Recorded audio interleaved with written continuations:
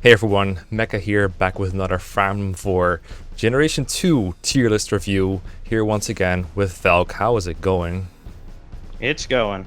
Alright, so we have spent 2 videos talking about Generation 1, we've moved 2 units around, and now we're going to do the same thing for the second generation over the course of 1, maybe 2 videos, depending on how long it goes.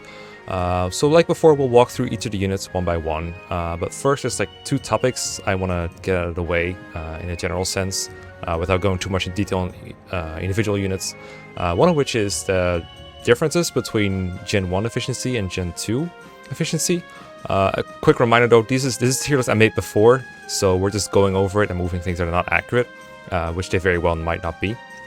So Generation 2, it has a lot of similarities to Gen 1, right? Because instead of Sigurd going from one place, point A to point B, it's Seliph going from point A to point B. But I played a little bit this afternoon just to get myself back into it. There's a couple things I noticed. I played like 1.5 chapter. One of them is obviously Seliph starts out worse than Sigurd, and then he turns into Sigurd 2.0 with a big improvement. So I'm curious how that's going to impact anything. We'll probably discuss that bit in more detail with Seliph coming there. I'm assuming that one thing that's going to really hurt or help a lot of units is that Seliph needs even less help than Sigurd, because after chapter 6 he's just so strong that a support unit, like a unit like Medir, for example, in Gen 1, doesn't matter as much. He could just mostly do things by himself with like a 100 kill light brand or something. Is that accurate? The 100 kill light brand, yeah, that's for 1 to 2 range encounters. The Brave Sword pretty much kills all the bosses. I would say the biggest reason why a lot of side units don't contribute a lot in Gen 2 is because for whatever reason, the castles aren't defended as well as they are in Gen 1. They sometimes just don't even have castle guards, and oftentimes just have a dark mage boss. Yeah. So yeah, I think sometimes it's both. like chapter 9, chapter 10-ish, that kind of thing. Chapter 9 is the most egregious example of it, with the final castle of that map having no protection whatsoever. Yeah, no boss on it, yeah. I mean, there's a boss flying around, but you just kind of pass him by. Yeah, you can just walk past him. This is actually one of the problems that Gen 2 has from I guess a tiering standpoint, is that a lot of units at the top level play don't do like anything. because the majority of the time is just, it becomes sort of a movement puzzle of how do we move Seliph to the boss as efficiently as possible, because we can just walk past all the encounters since they usually aren't put in your way. There's a couple instances where they are, and we don't have to like carry an extra unit along with us to try and get somebody out of the way of the boss, because nobody defends their own castles.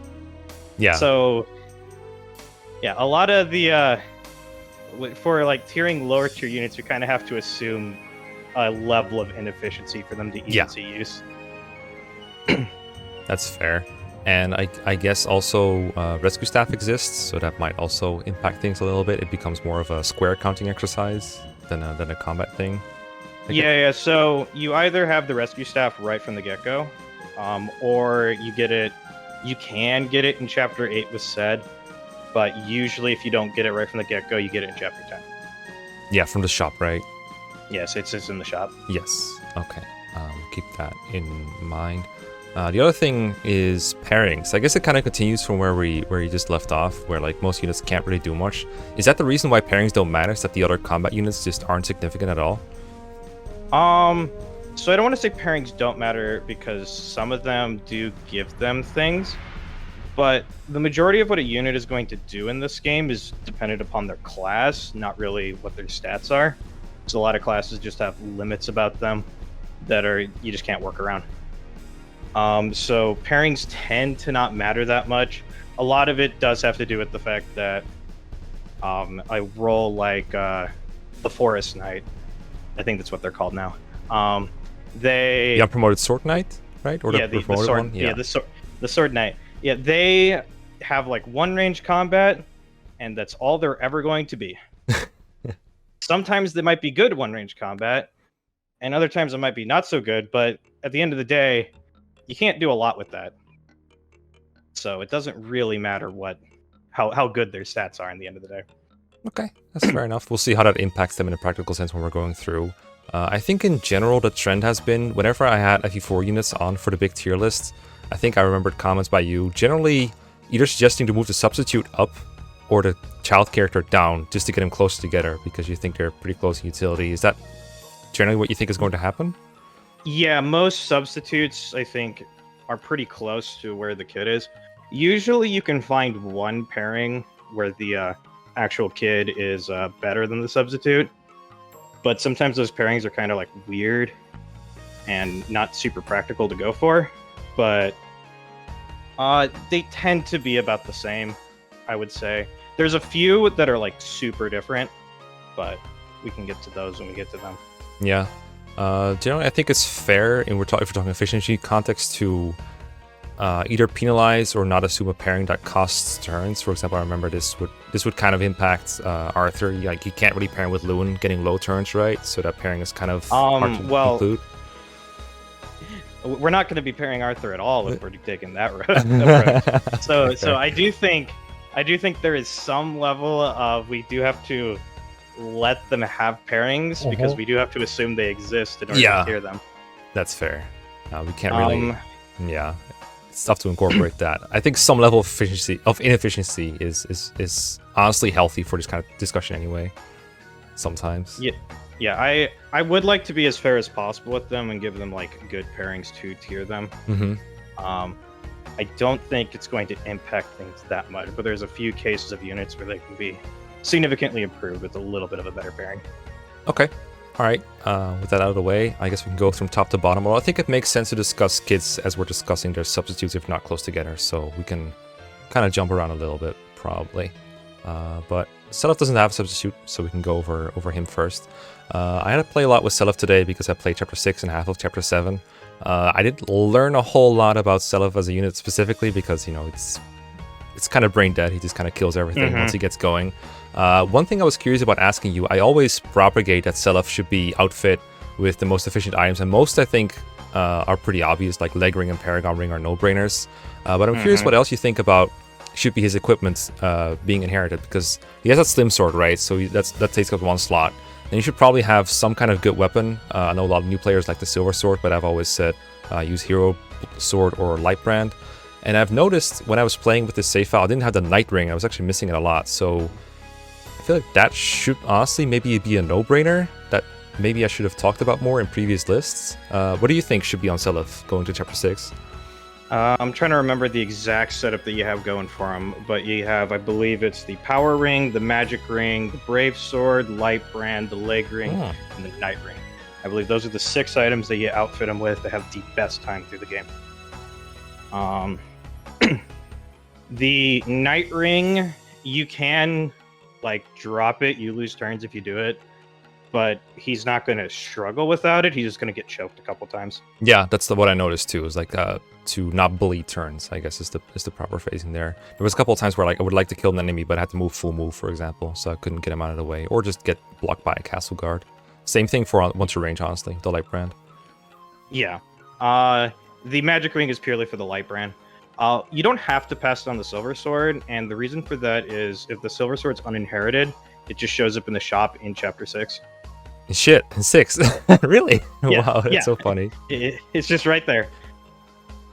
So you can just pick it up in the first castle. That's kind of cool. Yeah. The big thing that Seliph has compared to Sigurd is he actually has magic and resistance stats now. So he's a bit better at using magic weapons, and he's a bit less susceptible to status stabs, which is more important because there's actually status stabs in the 2nd generation. So it kind of just makes up for it by it just now exists now, I guess. Yeah. But other than that, it's just curb stomp everything as fast as you can, occasionally removing a guard in the way with someone else, I assume. He does have one more leadership star as well. Oh, yeah. In the OG version of the game, you have to reset the game for it. Some people like to debate about whether or not it's a good idea to do that, because if you have Lewin said, if you reset the game, you break his speed stat. So I think that's not a debate. I think the extra leadership star is way better than whatever that pairing is going to have as far as a speed problem. Yeah. It's like, even if he starts, because he starts with 17 anyway, right? Said, because it's the Sage base or something. So it's 15, I believe, is the base, but he has Yeah. over 100% growth. So by the time he levels up, it just goes back to 30. So yeah, who he cares? can go to the arena. It comes out with 6 extra points of speed. He'll be fine. Okay, fair enough. Okay, so I assume Seliph is staying where he is, but just like before, I assume there will be some units moving down out of that tier. I could also see him being on his own again, just like his dad, but we'll see how that goes. So shall we talk about the dancers then? Lene and Laylea. I mean, last time we were like, yo, move Sylvia down like 5 tiers, something like that. Well, a It little was only bit. like she got moved down like 3 places, and people complain. Yeah, honestly, it wasn't that far. It wasn't that far.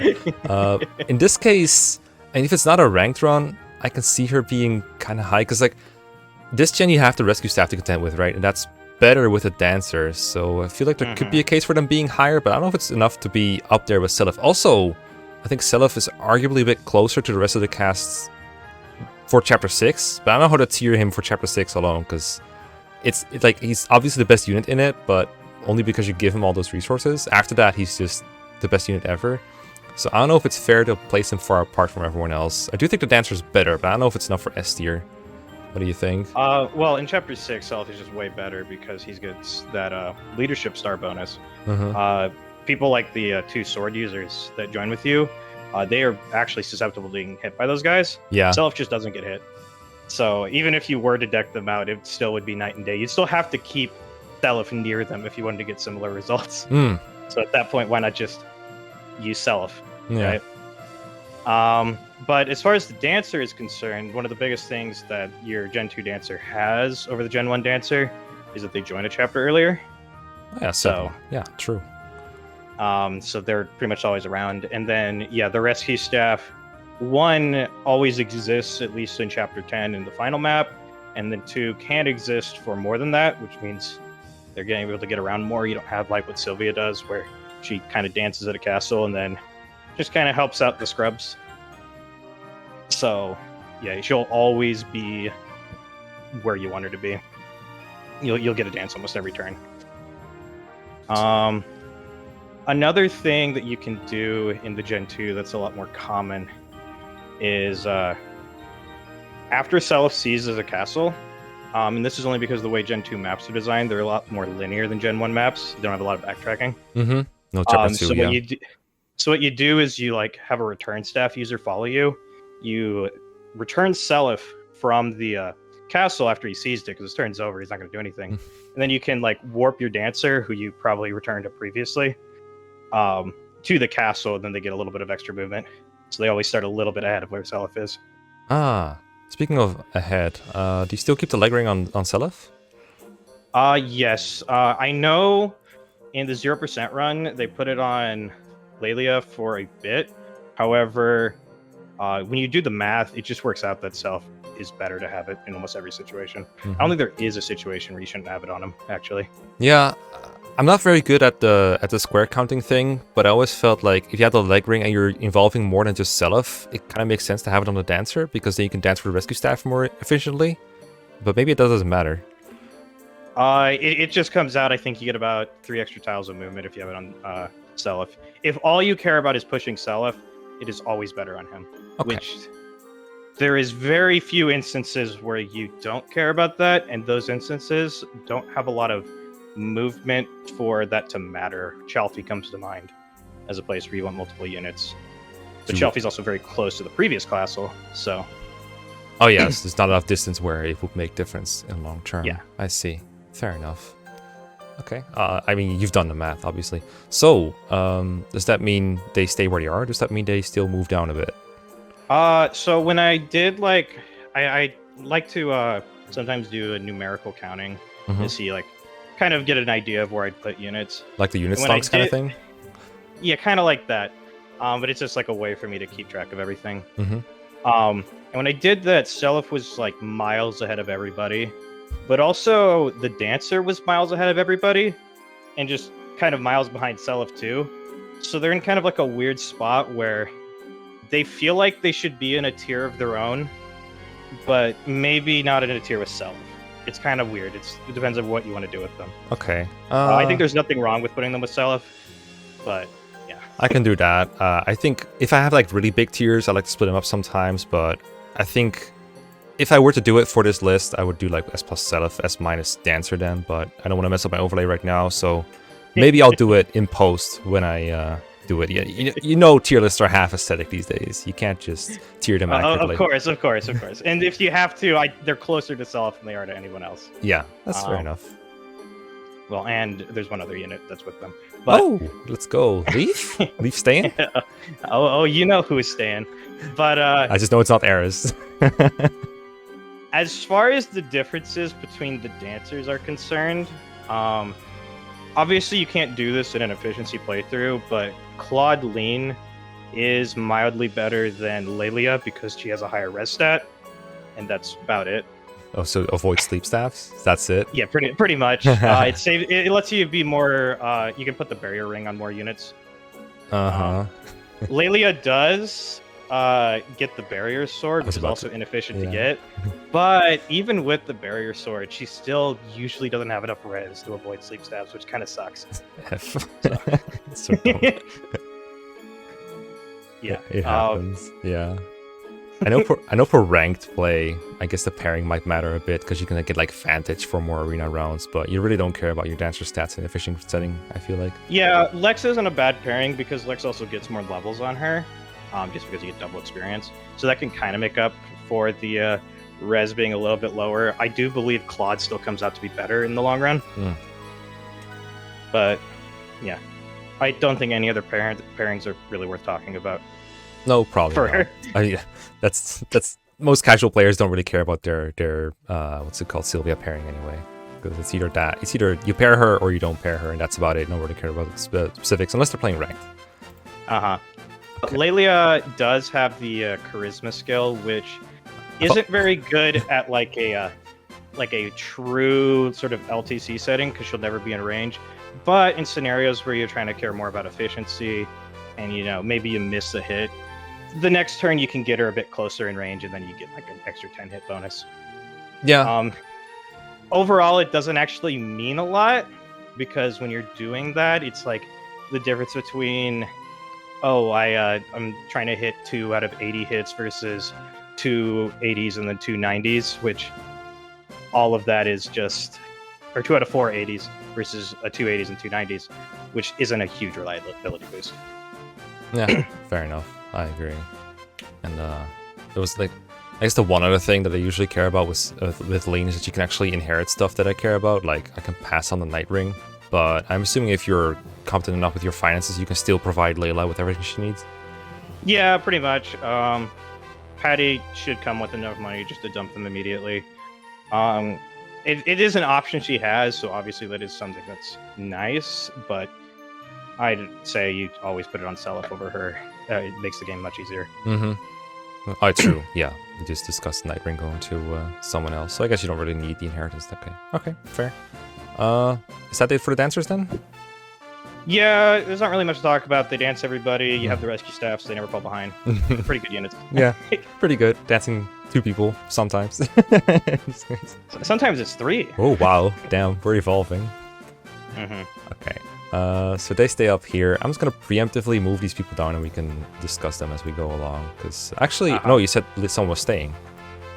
Yeah, that was gonna be Leif. Yay, let's go. All right, let's talk about Leif then. Might as well, so we can complete this set. Right.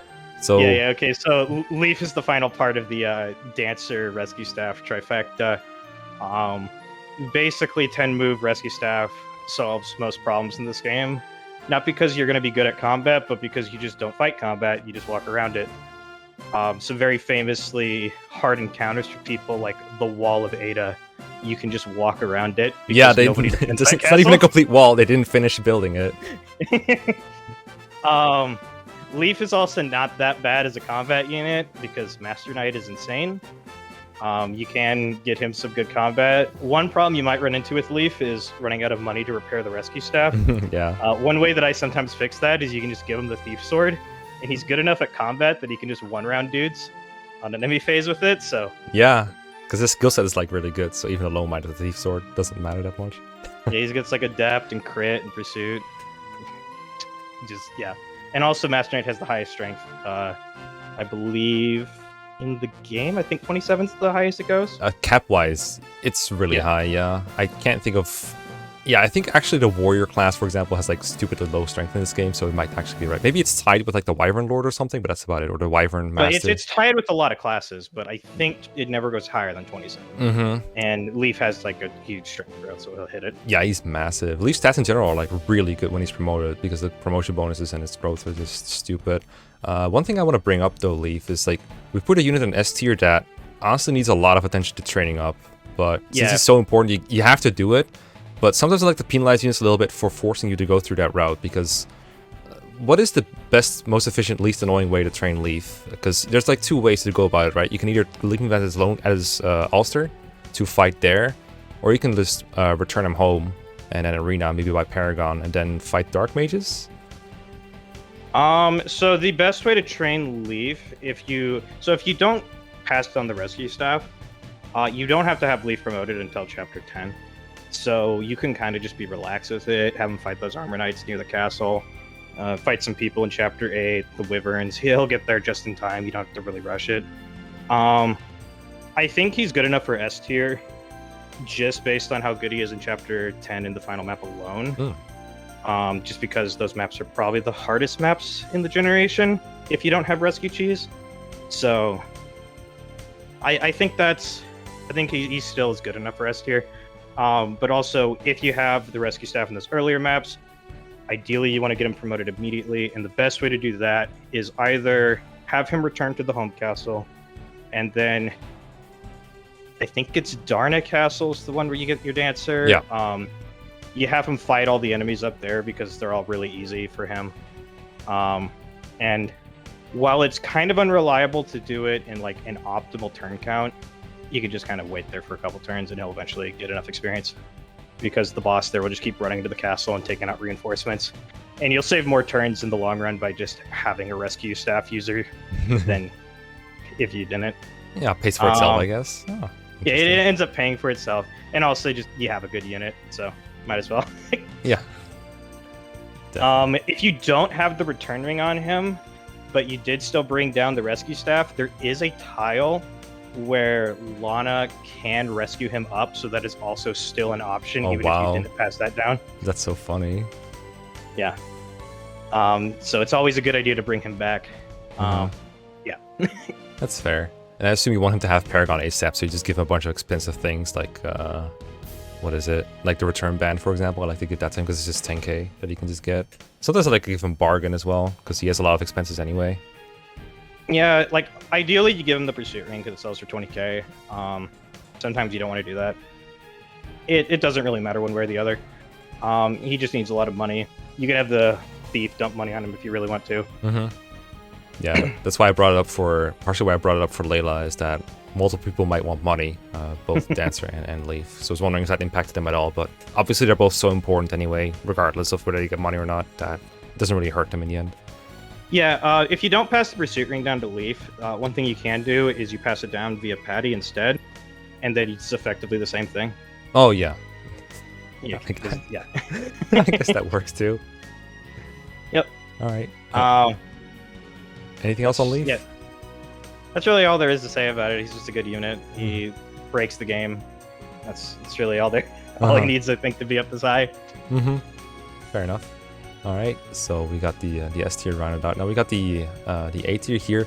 I'm really interested in Oifey because when I looked at Oifey, I was gonna do like a video on him a while ago. I haven't finished the script ever, but I feel like Oifey is not perfect, but almost as close to perfect as a unit can be when it comes to combat, because he just has ridiculously good bases. His defense in particular really stands out. He has like 17 base defense or something. He just never dies. And then he has A-rank swords for Paladin because he has the blood, the holy blood. And then good enough magic to like two-shot things with the light brand or any other fire sword. Like a unit doesn't really need a whole lot more than that to be good at combat, but he's still being moved out of S tier. I was like, why? What's wrong with this unit? Why can't this be S tier? Is it really just he's too late for chapter 6? Like if he joined 2 turns earlier? Well, he's actually one of the only units in Chapter 6 that does anything noteworthy, but because nobody else keeps up with Seliph. But the problem with Oifey is that while he is very good in the early maps, and he doesn't like fall off in the sense that he becomes unusable, he still ends up just kind of becoming a combat unit, like just another filler, and it's just not the same as units that legitimately just make it so you don't have to play maps. That's pretty much why he's not in S tier. Those units are just so much. They're in a different league than him. Yeah, sure. But like he's still really good, and I don't think he should move from like the top of A. The biggest thing about Oifey is that like he's really good in these early maps before you have good units. So in Chapter 6, sometimes Seliph doesn't like cleanly one-round things. It's nice to set up kills. He doesn't kill anything like in one round of combat. He leaves them out like 1 HP. You can also set up kills for some of the losers back home if you want to do that. Yeah, until he criticals, then he just steals the kill. Now, if you want to be a little bit spicy and make Oifey a bit better, if you do not pass down the speed ring. It shows up on, I think his name is now Uchar, it shows up on him. It's the X Knight, right? The one on the horse. Yeah, that's the X Knight. Yeah. And you have Oifey kill him, and then Oifey gets the speed ring, and now he can double stuff in Chapter 7 with the javelin. I know he already doubles dark mages, but I'm assuming like thunder mages. Thunder mages are the big ones. Yeah. Oh, that's clever. That's the way you can make him really good in Chapter 7. It doesn't really matter which one of the brothers you recruit anyway, so might as well. Yeah, certainly for me, it's the one that I don't end up killing by accident that I recruit. The only reason why you wouldn't kill the X Knight is if you were doing like a weird I didn't inherit anything to Seliph run, because then the Paragon ring shows up on that guy. Oh. So you want to kill him for it. But yeah, they poor guys. Yeah, so that's how Oifey does in Chapter 6. He's a little bit helpful for Seliph, weakens some dudes for everybody else. Chapter 7 is where he really sort of kind of pops off. So the first castle, he's not going to do anything because that's just the desert walk. But the Melgan castle is a very difficult castle for a lot of players, I've noticed. Yeah, the formation is annoying. Yeah, they're very well defended. And Oifey, he can actually, if you position him right, bait that castle up, and he won't die. He can take like 3 or 4 hits, just because how tanky he is.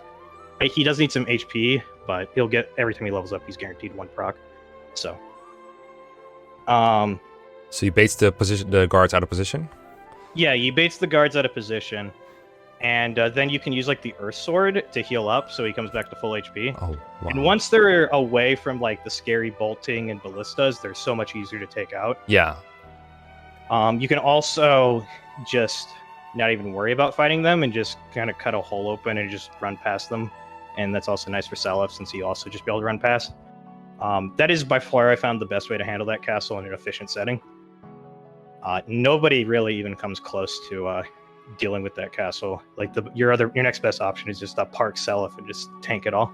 Yeah, I think Seliph with the light brand has like an okay chance to dodge bolting. You can still get like adept bolting, but I think it can even adept bolting is like 2%. Yeah, but like, it exists, right? It's funny when it happens.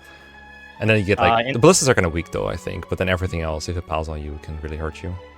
Yeah, it's not so much that the ballista are going to kill you, but maybe the little bit of chip damage will finish a unit off. Mm-hmm. That's kind of the problem, especially with how bad some of the early game units are. Yeah, if you fight with like your whole army, yeah, if you do the giant ball death in that army, you got it's really bad. Yeah, you can't death ball that. There's also just the problem with, so you might try to do like FE12 tactics of, I just need to bait the enemies in the right order. But FE4 enemies don't do that. They are random in how they attack. Mm-hmm. They're so, weird. So you have, yeah, you kind of just have to use somebody like Oifey to get through that efficiently. If you are playing on the hard AI, they are more consistent, which I do think is funny. Yeah. Because it does make it easier. I would play on hard AI, but I always forget to get an unlocked save, so I just have normal AI, and I just do the weirdest shit. they change who the best target is, like, within an enemy phase. It's so stupid. Uh-huh. Yeah, they aren't consistent. It's based on whoever the leader is, leadership stars, how consistent they are. But yeah, no, I do think the Doorbell AI is harder to deal with than the hard AI. Okay. So if he is probably staying on top of it, because I'm assuming from there he kind of falls off. Like, I know we can one-round wyverns and stuff with the light brand, but it's like, yeah, okay, he's cool. very good. Just going past Melgan, he's very good at Alster, like the little mages that they send at you. If you get him the speed ring, because they'll like one-round KO them on enemy phase, and then you can like equip the Earth Sword to heal up and also not kill Linda or Tenny or whatever her name is. Oh, I'm gonna do that. That's smart. I hate that part. Yeah, he doesn't one-round KO them with the Earth Sword, but he does with javelins. So, so you can kind of mix and match how you want to go about that. How convenient. I guess he could still crit them, but oh, right. Oh well, I could save every turn. Yeah. And it doesn't hurt your rank because you're still an enemy. But and then also the castle guards for Alster, he one-round KOs those guys with the armor cutter he comes with. So. Oh, the generals, yeah. He's just the perfect unit for that map. Chapter 8, he's filler. Chapter 9, he's filler. 10, he's filler. Yeah, I know in 10 he gets put to sleep like one of the first people for some reason. People are weird about that, the enemies. I do in Endgame, there's that Dozel Castle. If you give him the Horse Slayer, he does one-round KO those guys, even though he's at disadvantage. So that's such a weird weapon for that situation, because it's like all Great Knights. It's all Great Knights. They have so much bulk. Most units can't one-round KO them, but Oifey can just pick up the Horse Slayer and not even care. Does he not die? It's like so much. Well, you're not going to have him tank all of them. Okay, good. There's only like 2 units that can tank all of them. So. I mean, I think most units like it's like equip swords, stand on mountain, and never get attacked, right? You can do. So the problem with sword users is there's no sword users that actually one-round KO those guys, which sucks. Well, use brave sword, right? It doesn't one-round KO. Even with like should have used a better sword user. Should have used Larcy or something. Yeah, a cap strength Larcy with the power ring and the brave sword does not one-round KO those guys. I mean, you're probably gonna crit, right? Like, come on, you're using a brave sword. Like, come on. It's so frustrating. You'll just crit. Just crit. It's easy. Like, yeah. It's the final chapter in FE4. Come on, you have crit on the brave sword. Yeah. Assuming you're giving that brave sword to her when you should be giving it to someone else. Well, yeah, but like, Seliph doesn't need a brave sword crit to kill a dark mage on a castle, right? He has to tear up too. I suppose. He'll be fine without that sword for one castle. Come on, Leif. If you can't even kill a dark mage without a crit brave sword, or even S tier, like, come on. I prefer to go about it reliably, though. Right, fine. I'm just saying that castle's not very difficult, but okay. Oh, if he can do that, he can Orslayer his way through 2 Great Knights, and then not much else. Yeah, I mean, it's nice just because it's another unit that's competent, where a lot of units aren't that competent. Damn, we've been talking about these units for half an hour already, but these are the most interesting ones, so it's fine. It's fine. Yeah, we're not going to talk about the low tiers very often. No, that's fair. Okay. So Oifey is staying. Ares, I distinctly remember you commenting that he should move down. I don't remember if he had to move down from S to A or even further, but just like Oifey, like his combat is just really good. It's a little bit different because Ares is mostly good because Mistletoe is such an insanely powerful weapon. I feel like it might be a bit less versatile than Oifey because I think his magic might be lower. And he's not in chapter 6, obviously, so like that's a little bit less utility. But generally speaking, for most players, Ares is obviously really good just because high might sword with crit and plus res is just really powerful. But I know he has some issues that most people don't encounter when playing casually that you might have. Yeah, so the biggest problem with Ares is he's unpromoted compared to Oifey. So he has 1 less movement, which makes a difference on chapter 8, and I think that's about it. Chapter 7, he doesn't join in a particularly good location to be used either. Those guys can actually body him pretty hard. That's why we're sending unpromoted Leif instead. Yeah. Well, with unpromoted Leif, you're actually like building a structure. Ares just like takes half his HP and damage by standing still. Like he levels really well, but his base stats aren't super great. But yeah, once he gets going, he's very good in chapters 10 and the final map. It's one of your best units in those maps. One of the best units of the game for fighting Arvis in particular. God. So it's really hard to say that he should go lower than A tier just because of how good he is at the end game. Oh yeah. But the big reason he's not S tier is because it's only those last 2 maps when he starts to pop off, and he's not near like Leif, who is like breaking the game in those maps. He's just there to make boss fights go faster. Yeah, Arvis is like some utility, but Leif actually breaks the chapters. So. Yeah. He does have a really high res stat that's useful. He won't get put to sleep. Normally, because he's a paladin, he could also use javelins, so he can make use of those crit javelins that I always recommend. Yeah, he's good. He just doesn't come until late. I usually have him in like the lower A tiers. So, yeah, where he's at is kind of fine for now. I think he's better than those other 2 units. That's for sure. And if someone else moves up, we can just move him in relation to Eris. So yeah, fine with me. That's good. I was hoping he wouldn't fall down further. I really like using him. Oh yeah, he's very fun. Just doesn't start popping off until late. No, it's just. I just remember the first time I got Eris, I was like, wait, the game is giving me this at this point in the game, really? Wow. Okay. All right. Thanks, Kaga. Very cool. 90% strength growth, baby. Insane. Okay.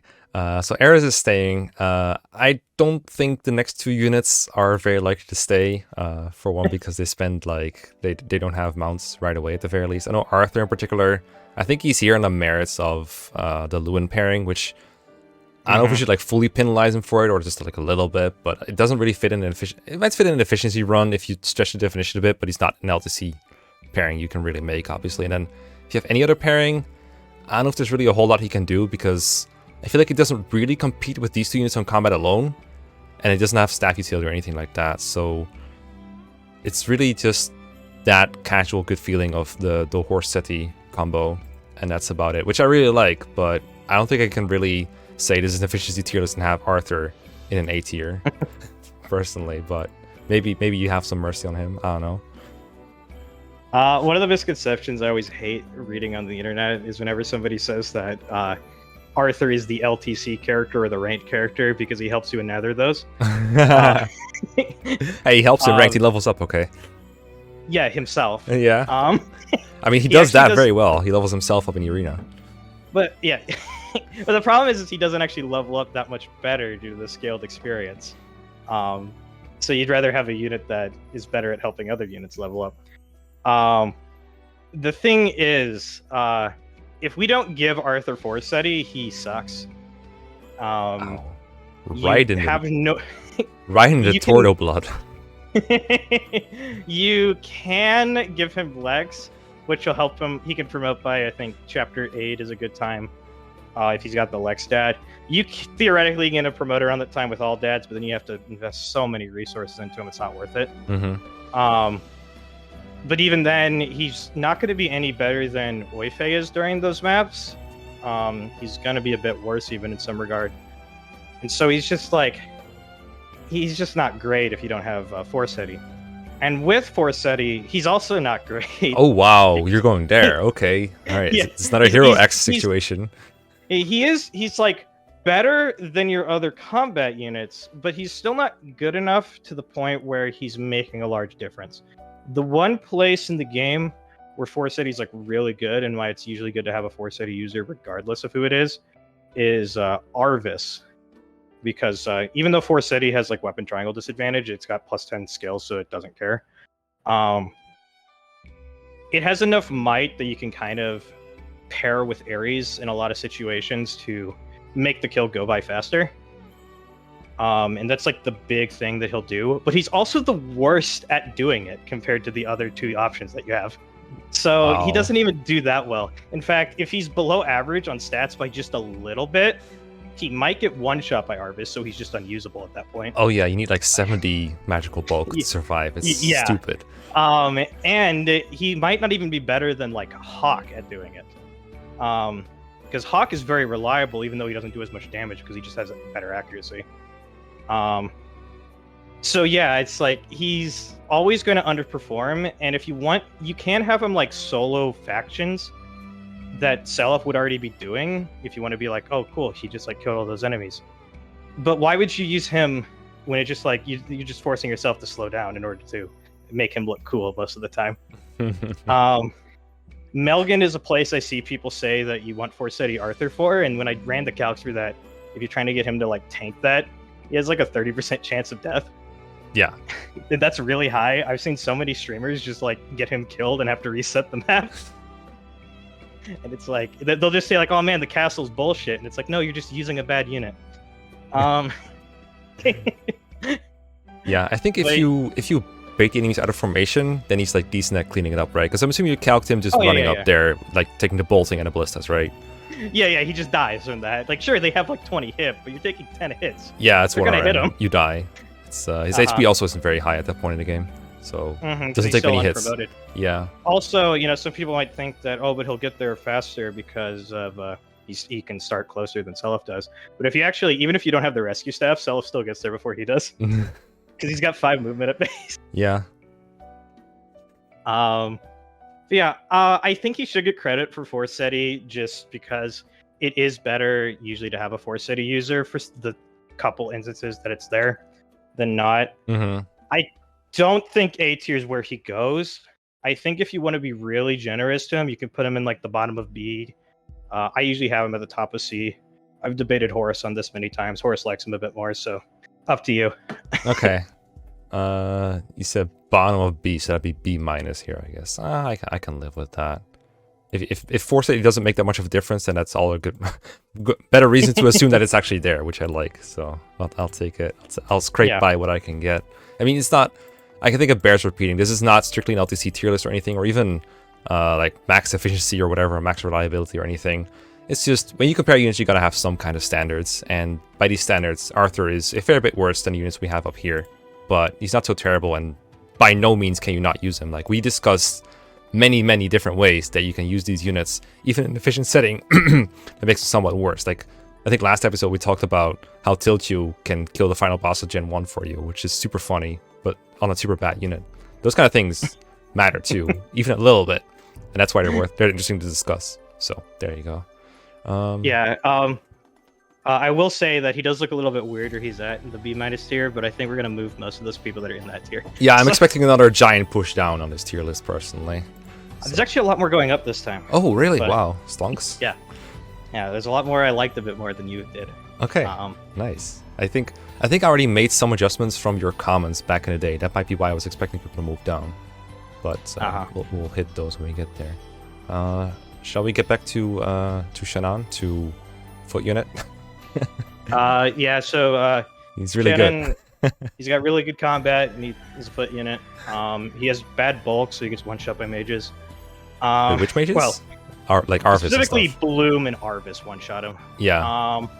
So he's not like going to clean house on either of those bosses. He's very good filler in situations where you can utilize him.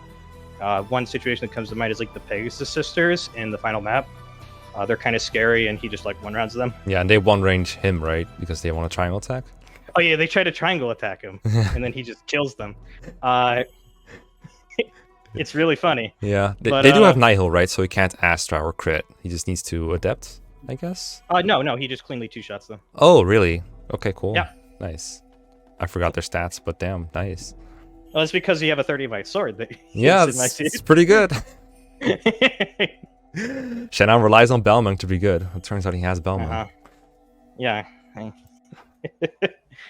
But yeah, he's not going. He's like your best foot combat unit that you could possibly dream of. Much like Arthur, I can't see him going like much higher than where Arthur is. Even if he's higher than Arthur, he's probably worse than Arthur, to be honest. Yeah. Yeah. I know. I seen a run where they like use him in Chalfie to kill like an enemy because his Balmung usually gives him enough avoid that he doesn't get killed. But yeah, there's I can hear things being stretched here from this distance.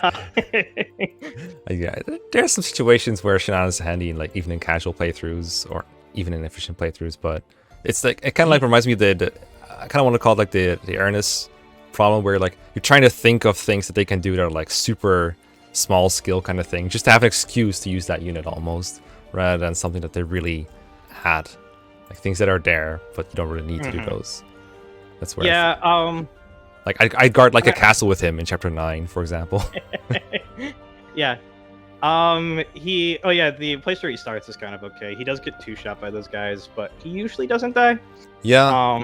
I think that's like kind of like a Radiant Dawn Edward kind of thing where you're forced to use him. So like I'm not gonna give him credit for Patty surviving or Daisy surviving just for that, because like it's just a forced situation. So it's really tough to tier those kind of situations in my opinion. And I know in the 0% run they use him quite a bit because nobody's like anywhere remotely as cool as he is in that run. Oh yeah.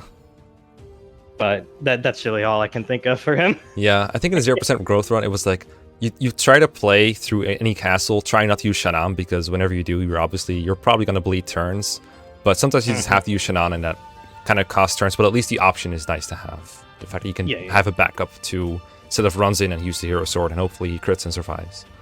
And I suppose that'd be why I'd have him in like the B tiers for that instance, where you're somehow just completely screwed on everything.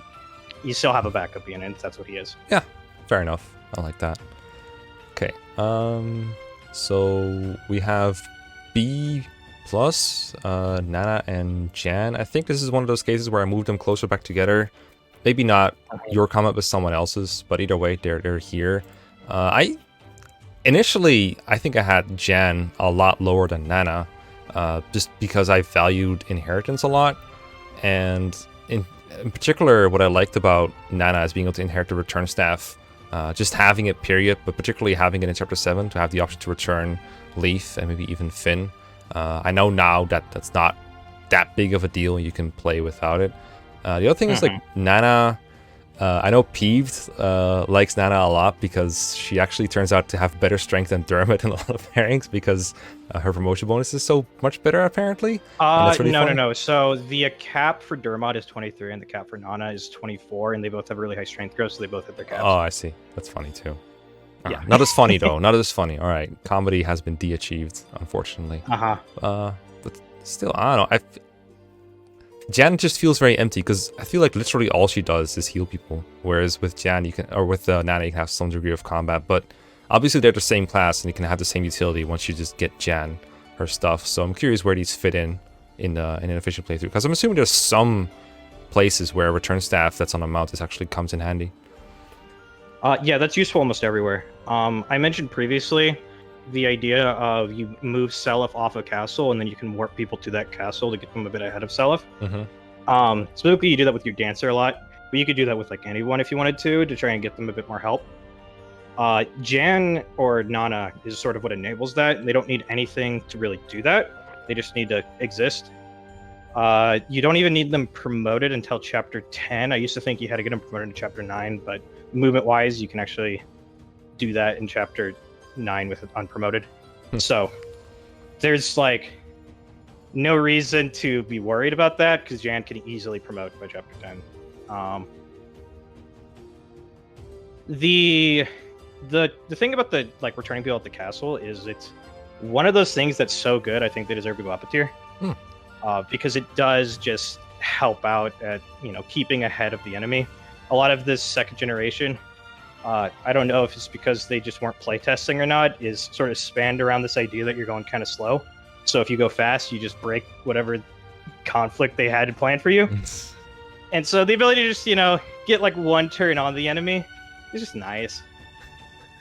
The thing I like about Jeanne over Nanna is that Jeanne actually has a higher res base. She actually has higher bases than Nanna in about everything but strength. It's kind of funny. But that res base is kind of important. If you do get the barrier sword, I believe at base with paladin gains, she doesn't get hit by sleep stabs. Nanna has no res unless you have Claude as a dad. So that's a problem. If you do have Claude as a dad, Nanna is just going to be objectively better. Because you also get the beast stabs with that. Claude as a dad is kind of a weird concept because it's such a bad option because Claude has better things to do. But if you wanted to do that, that would make Nanna better than Jeanne. It doesn't really matter. Nanna has charisma, we've already talked about. It's not super useful. I like the Trob. generally when I was doing the ranked run, I noticed that there was always 5 units on every map that would just do something for me that was nice, and the Trob is just one of those. Trob means troubadour, right? Like Yeah, the Troubadour. Yeah. Okay. Yeah. Fair enough. Okay.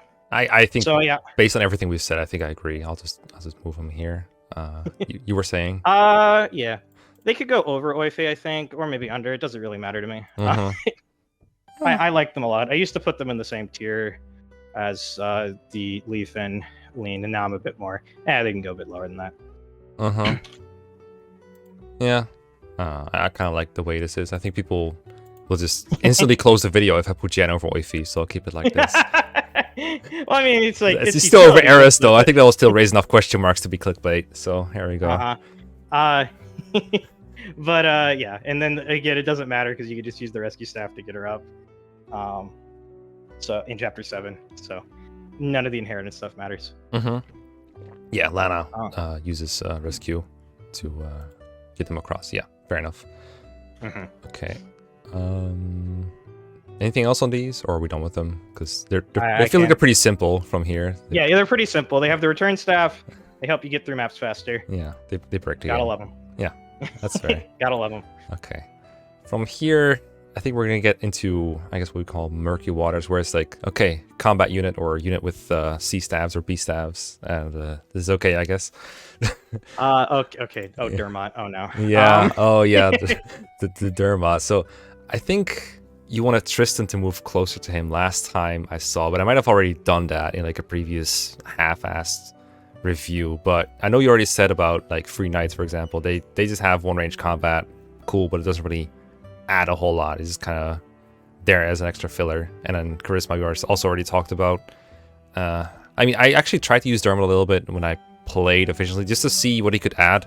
It wasn't a whole lot. It was just, I think my main issue with Diarmuid in chapter 6 in particular is just, it feels like he dies way faster than he should. Like he has like 3 base luck or something, and then he dies in 2 hits.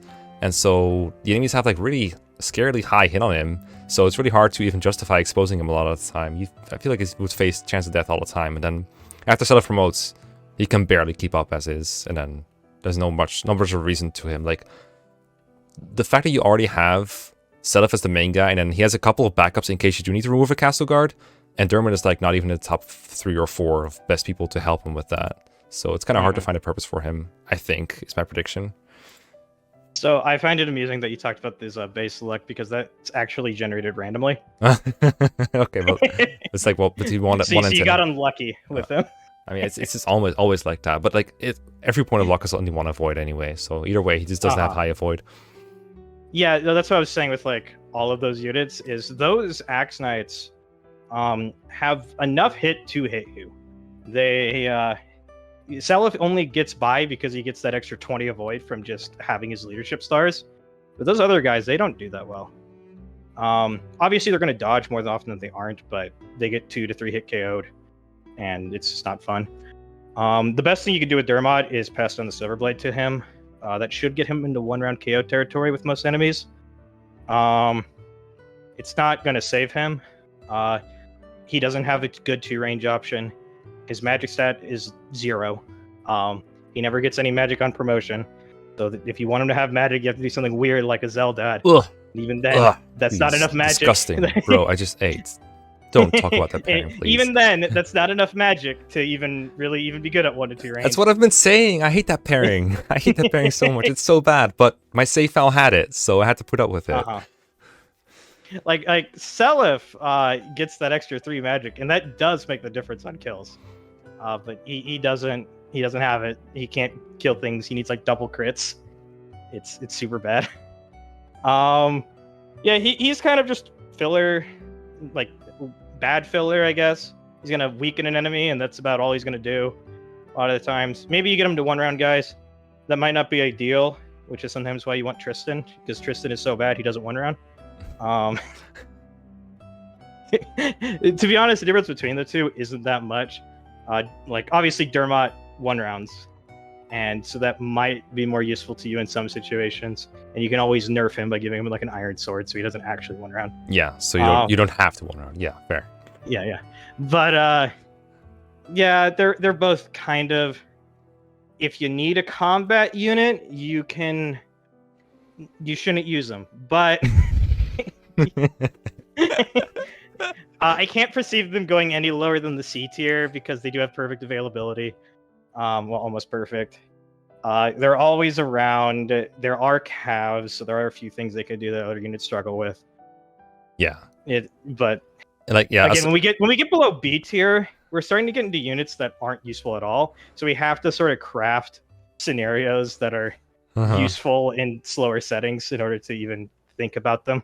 Yeah, I feel like for Diarmuid, they're just a junior version of some better units for like Basically. most of the second generation, which is still better than a lot of like useless units, but it's just not as good as the upper alternatives. But it's still like, just because they're worse doesn't mean they're completely, just because they're outclassed by somebody doesn't make them completely worthless by themselves. So yeah, I don't mind moving them down to C. I'm just curious who's going to end up over these units. I just think that's funny. I think top of C can be fine for him. Yeah, I think that's fine.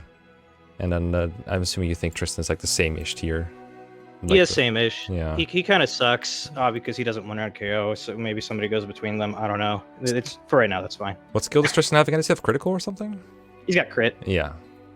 So you have Tristan and Dalvin. They do have a special conversation to get slightly higher stats. One thing I like doing with Tristan is after Seliph burns through the Brave Sword in the first castle, he should be pretty low on uses, and he just sells it off because you want to use Lightbrand for the rest of that castle, or the rest of that map. So then you can just have Tristan buy it, and then he has okay combat. I always feel so weird when I have like a kid or a sub with like crit or a death, and I give him something that already has that inbuilt. It feels like I'm wasting something, you know? But yeah, that's pretty cool. I might try that. I have a Zell Diarmuid on my save, unfortunately. I kind of wish I had Tristan instead. I hate a Zell Diarmuid. Okay. I mean, his strength will still cap because it's low, but yeah. The benefits of a low strength cap, I guess. You can still pretend that it's capped. You can still pretend it's good because it's capped. Yeah. Okay. So Finn is all alone in B+. Just like last time, I'm tiering them separately in the generations because I kind of consider them not really different games, but it's kind of neater to tier them differently. And there's two different portraits for Finn, so might as well. So we're to tier Finn as if he just kind of popped into existence in Chapter 7 and then goes on from there, which I assume will not be as that great. Then again, Generation 1, we put him in like B tier because just like I think that's happening here, there's not much room for extra combat units, even though his combat is pretty good at base. I think you praised lances to be good in Gen 1, but you said they kind of fall off in Gen 2. Does that hurt Finn a lot? So Finn is good, particularly in chapters 7 through 9. Lances get bad around chapter 10. I have seen somebody use Finn for some clears in chapter 10, but I usually don't use them. The thing about Finn, I used to say, sort of, you have Oifey, who's like your carry in the beginning, and then you have Finn, who's your carry in the mid game, and then Ares carries you at the end game for like your side combats. The problem with Finn is being a mid-game carry is the mid-game is the easiest part of the game. There's so little for units to do that even though he is like good as a combat unit during that portion of the game, you can't give him that much credit for it. The biggest thing that Finn's going to do for you is in that first castle in Chapter 8, that is a big bunch of enemies that you just can't skip past, so you do have to fight them. And so Finn is kind of useful there. He can run around those mages pretty easily. He gets miracle range still, so he doesn't die. Also, Bloom is like one of the few bosses that remembers that castle guards are a thing, so you still want to have another unit to help him out. Yeah, get rid of those like armor knights choking the points, the bridge, and the armor knights in front of him. Yeah. So like he's very good in Chapter 8. In Chapter 7, you don't really use him. You can kind of use him to bait away the Mage Sisters in Chapter 7 because they are kind of strong. You don't want to fight them if you don't have to. Ideally, if you leave the Brave Lance on Finn, I believe he two-shots them with it. So that's a good use for him if you want. If you don't have the Brave Lance on him, Fee does not two-shot, so she sucks. But you can still like bait them away. The best thing that he does in that part of the map, though, is you just give him a javelin that you wanted to build kills on, and you just have him go to town on those armor knights. Yeah, I guess Because they're just gonna keep sending like 10 at you every couple turns, and it's like, oh, that's just an easy crit weapon. Thanks. Yeah, until he like kills the captain, and then they're kind of done, I think. But When the captain dies, they're done. But just don't kill him. Yeah. Let him go back. The funny thing is, I think it might show up in the footage. I think it's already been seen at this point in the video. But the captain was supposed to attack Leif the way I set it up, but then he just suicided on Finn because normal mode is like that. He just died. I was like, no, my kills, my EXP, what are you doing? Yeah. Yeah, very good at chapter 7 and 8. Chapter 9, he one-run KOs Wyverns, but who cares? So does everybody. You can kind of use him to bait Hannibal. He does take both hits. And you can give him like the Horse Slayer, which will do no damage to him.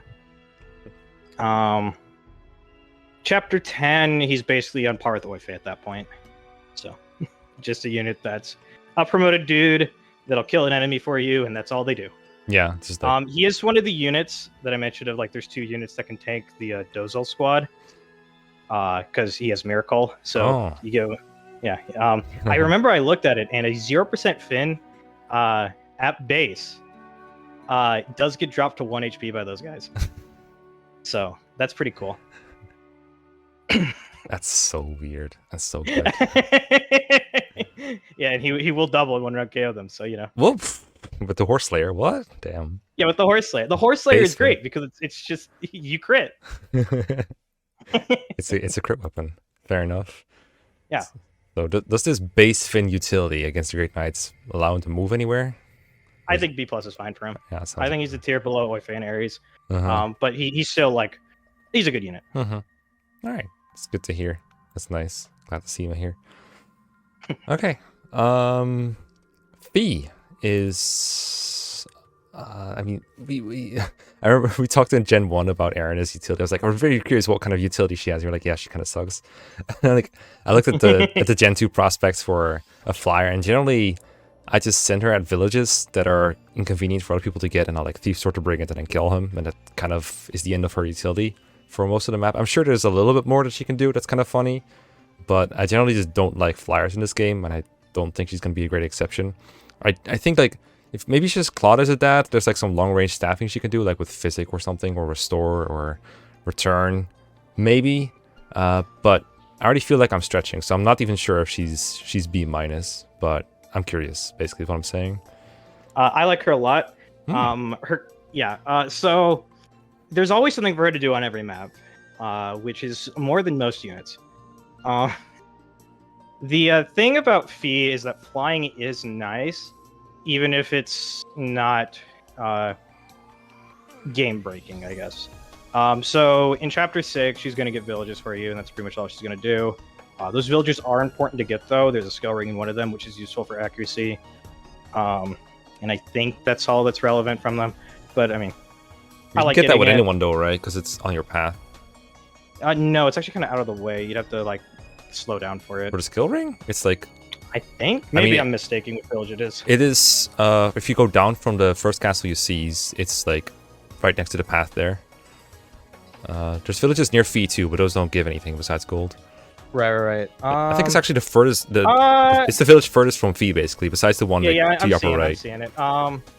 It's still kind of out of the way. You could do it with Oifey, but you'd rather Oifey not track for that if you don't have to. I got it with the Axe Bro and like someone a foot unit, but I took a couple extra turns. Yeah, you could do it with Yuchar. He could get it. But yeah, so there's that. In Chapter 7, those villages aren't important to save; they're just money for her. She can help Finn out with like baiting the Mage Sisters, because you don't want him to fight all of them because Finn doesn't have good res. And they do, I think, like 2-shot him. So you can have her help bait those out, and that's nice because now they're not in your way for seizing the castle. Chapter 8, the thing that she does on that map, which is useful, is you can start the map by having her fly just all the way to the right, and then by the time you seize Knote, is that the castle? I don't remember. It's Bloom Castle, yeah. Yeah, Bloom's Castle. You have all those Draco Knights that spawn, and they like to like choke off your way. But if you put Fee there, they'll all just move towards her, and so they're just not in your way anymore. Oh, Now that's the kind of trick I like. That's really cool. Yeah. Yeah. You can do that in some other places too. So then in chapter 9, if you're recruiting Altena, she is going to be the best unit to fight Trayvon. Because Trayvon is out in the middle of the hillside area, and she's going to be able to kill him before anyone else can. She's living though, because there's like a lot of enemies there, and Trayvon is kind of strong. Oh, she's like super like tanky and avoid heavy. Depends on Dad, but even like Lewin Dad, she's perfectly fine there. Okay. You don't even have to have her enemy phase Trayvon. That's the optimal thing to do. You can just leave her like just out of Trayvon's range, and then just one round KO with the light brand. Because he doesn't attack on 2 range because he brought a silver lance with him like a fool.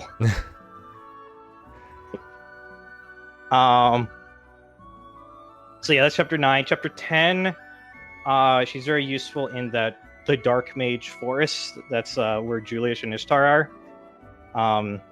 So she can like fly around there. Your peg always has enough res to avoid the status stabs, so that's always nice. And you don't have to like spend resources to keep her up because you can just fly her over the mountain at the start of the map. She can go and save the Tierfing for you if you are playing a little bit slower. Some people have trouble saving the Tierfing. Just put your flyer, go up there, and just kill them. Yeah, I usually have Fee and Altena there. It makes it a lot easier. It's super nice. Yeah, so that's always an option. In the final map, the biggest thing that's really good about her in that final map is because she keeps up with Seliph via just flying past everything. She can actually heal up Seliph with the Men's Staff, because those enemies in Ishtar's squad actually are some of the few enemies in the game that make Seliph mortal. So you do need healing at that point, and she's the only unit that's going to keep up with that. Also, Hilda, that little big squad of Barons, you can go around left. It does cost a turn.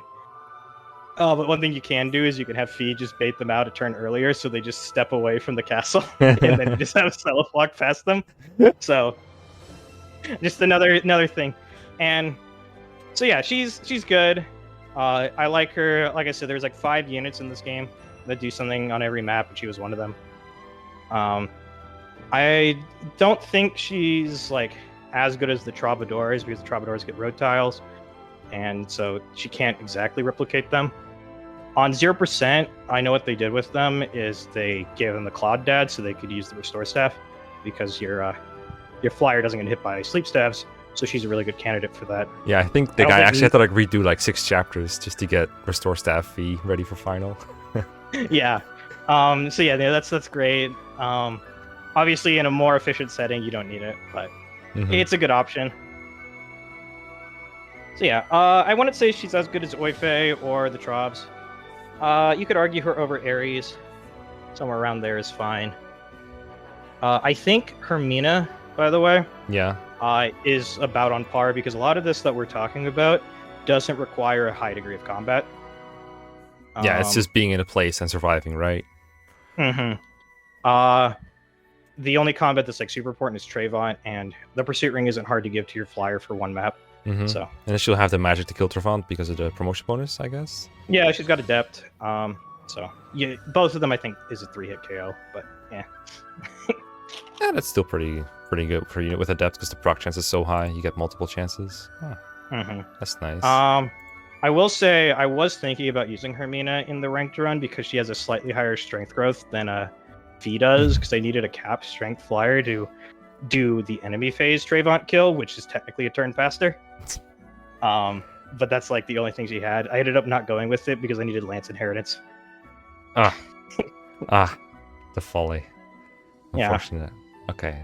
I think this is so funny. I'm just gonna move over here. I think for the way most people play, they'll find Eris more useful because it's easier to use. It's kind of like Lewin and Azel or Azel in Gen 1, where it's like, if you really know what you're doing, you're planning it all out, then these are probably better. But if you're just playing through the first time, you'll probably find the low brain units better. Oh yeah. But yeah, I mean, I like this. A lot of these units are going to be in like different spots if you're playing casually the first time, because all you care about is, do they have enough combat to kill things, and do they not die? Yeah, a lot of people will like rank them based on degree, like how easy it is to make them good at combat for the whole game. Hit level 30, fight powerful enemies, look cool, I guess. But that's one of the whole reasons I like these videos, is to figure out different ways to use these units. and how they can fit into an efficient playthrough. Yeah, I never like tier units based on how good they are combatantly, unless you can prove that combat is like useful. Mm-hmm. Same. I know a lot of people will just tier because big number is big number. Mm-hmm. I mean, big numbers are fun to discuss, but there is more to life. There is more to life. Okay. I'm gonna turn my lights on real quick, and then we can talk about who's even next. Is it Lana? Yeah, I think it's Lana. Mm-hmm. Okay, but I'll be right back. So, just like before, I'm going to break this one in half since we ended up talking for another hour and then some. I hope you enjoyed this episode. I never thought I'd end up putting Hermina and Jeanne over Eris, but here we are. Thank you for watching, and I'll see you next time.